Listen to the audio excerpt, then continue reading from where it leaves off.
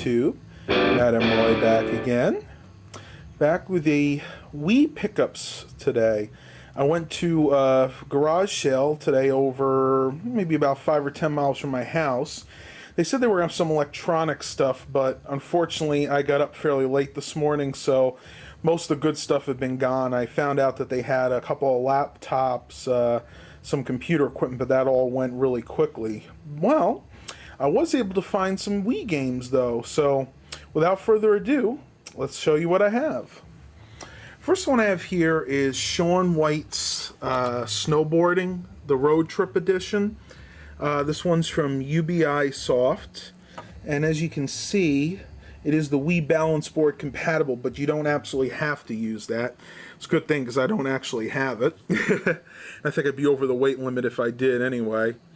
You see some of the graphics back there, Ride with the Wii Balance Board. Shows you unlock new characters as you go on the ultimate road trip. Snowboarding in exotic locations all around the globe. I really can't wait to play this, actually. And you can play 2 to 4 people. These are all in really good condition. They have the manuals with them. So you can see the disc here is just got some smudges on it, but no scratches or anything. I don't think I'm going to have any trouble playing these at all. Next we have Pinball Hall of Fame, the Williams collection.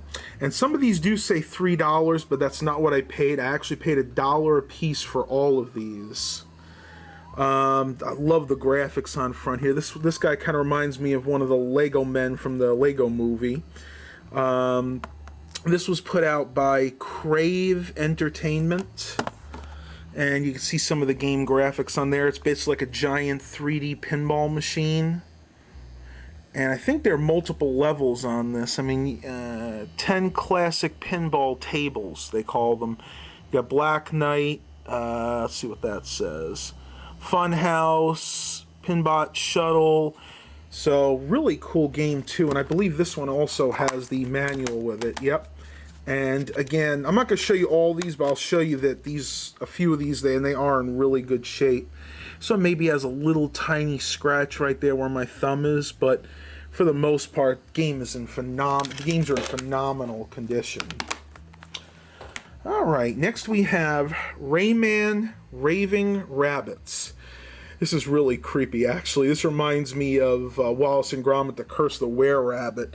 That thing looks like it's possessed. And you can see Rayman's chasing it. I don't know, this one looks like he's just having a fun time laughing at this rabbit's misfortune. The graphics on back here are really cool, too. I don't know how good this game is going to be. I remember the old Rayman games for the PlayStation 1. I even had one that worked in DOS, the original Rayman game, and it was fun. That was a side-scroller, though. This is 3D. I'm kind of curious about the year, 2006. So yeah, this is a fairly old game, but again, you can see they're complete. It's got the manual and the disc in there. These must have been adult-owned, or at the very least, they were supervised when the kids were putting the discs in and out. We have Mini Desktop Racing, and the Mini refers to the fact that it is Mini Coopers in this. This is put out by, my gosh, I'm guessing that's Alien Entertainment or something. Let's see if you can read it better on the back. I can't actually read what that says, so maybe you guys can tell me. This one seems kind of cheesy. I mean, the graphics are okay, but for $1, I figured, it was worth picking up. And I looked all these up on eBay, and none of them are really worth a lot of money, so I'll probably hold on to them and just enjoy them, because as most of you guys know, I do have that Wii in the other room. Next, we have one that is worth a little bit of money. This is Mario and Sonic at the Olympic Winter Games, and this is the 2010 Vancouver Winter Olympics. As you can see, this is an official video game of the 2010 Olympics. Rated E for everybody, so this one's fairly clean. You can see you have what looks like hockey there. This one is, let's see what that is, snowboarding, and then bobsledding. But I believe there's quite a few more events. So you got 27 events. You can play as 20 of your favorite characters. You can play as Donkey Kong, Browser Jr., Metal Sonic, and you can also play as, that looks like Yoshi right there. So this is like a pretty cool game. I may sell this one, I don't know. I definitely want to play it a few times though. And of course from 2009, because they usually put them out a year before the games actually start. And once again, the game is complete and in box. And because this one is definitely worth some money, I'll show you guys. The disc on this one is flawless. I don't even see a smudge on here. So if any of you guys are really interested in this, let me know. I might just wind up selling this straight off. And second to the last for the Wii games, we have Link's Crossbow Training. Now, I don't think I'm going to be able to play this off bat because I didn't realize till I got home you need to have that separate crossbow piece for it. I'm not sure. It may actually just work with the Wii remote. I didn't get a chance to read this that much. I believe this is not the original case because this is one of the games that would have come with the Wii originally. So it would have been like one of those little paper cases. They actually had two of these at the garage sale. I don't know why, but again, this is the only one that shows some wear. You can see this has got some pretty serious scratching. So I may have to take this to my local game store and have them buff this one out. But I'm definitely going to give it a try first because, again, only paid $1 for these, and they charge like $3 for buffing. Very last Wii game I got, unfortunately, it was not in the original case, and this is the one I really would have wanted to be in the original case, and that is Mario Kart Wii. That's right, guys. It's really a shame that this game is not with the original case and doesn't have the manual, but I'm just happy to have it because this is an awesome game, and I had it years ago before I sold my original Wii, and I was really sorry I ever got rid of it because I had hours and hours of fun with this game. And you can see this one has a little bit more wear. It does have quite a few scratches on it. I don't think it's bad enough to where it'll affect the game, but if it does, I definitely do not mind paying the $2 or $3 to get the scratches buffed out of this one. So it was a grand total of $7. Not a bad haul for Wii games, $1 a piece.